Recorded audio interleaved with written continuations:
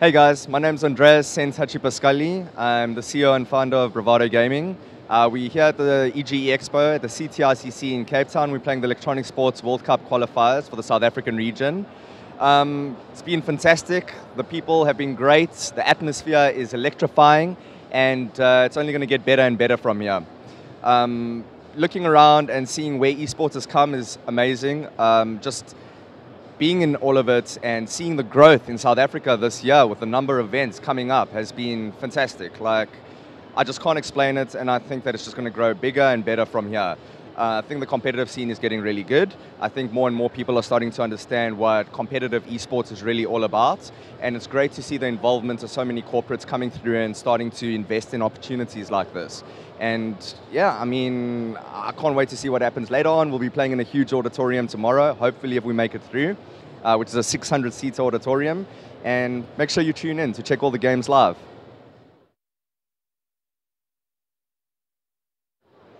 Coming to an event like this for our players, for Bravado Gaming, is really, really tough on the mind because, you know, a lot is at stake and there's a lot of teams out there who have the potential to beat you. So maintaining your position is just as hard as beating the top competitors. And I think for the guys boot camping for the last 3 times, it's been in a period of about 2 months, has been really, really good. The guys know what's at stake, and they've taken it super seriously to make sure that they can come here, maintain their position, and hopefully attend an event like the Electronic Sports World Cup qualifier overseas, so they can show the world what we're made out of.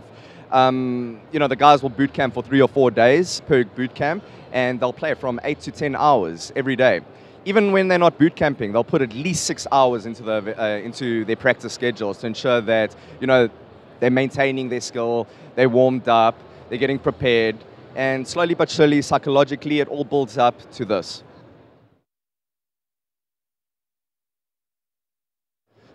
Going to an event like ESWC last year in Montreal was, great experience.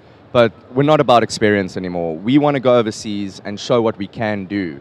So, the guys practicing in South Africa, they try and put, even though they might be successful in 2 or 3 of the last comps, maintaining their first position, they're still practicing to go overseas and do really well. Unfortunately, it's not as easy as people think it is, because in South Africa, we don't have the opportunity to practice continuously against these teams overseas. So whenever we go to an event like ESWC, we need to ensure that we go there mentally prepared, make sure that our game is on, because we don't get the chance to go there a week or 2 weeks before to boot camp. It's literally fly in, have a 2-day break, and start the event.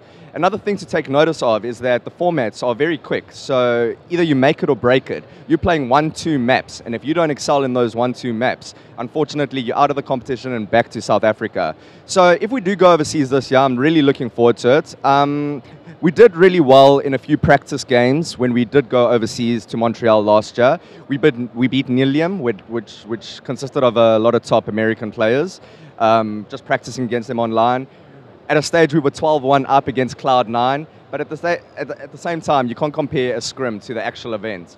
So, going into the actual event, sure, we played against CLG, coming out losing 16-7, and we want to change that this year. We want to ensure that we can try and maintain our position here, win the qualifiers, go overseas, and try and show that we've been working on our game continuously.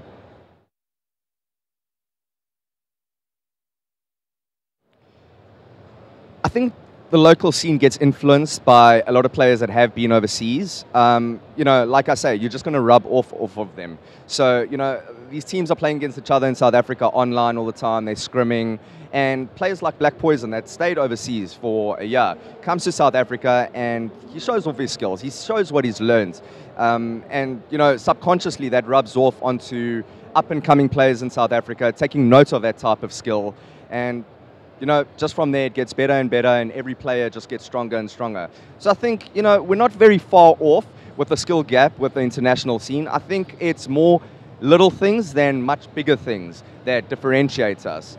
But we're getting there, and we promise we'll make a stand one of these days.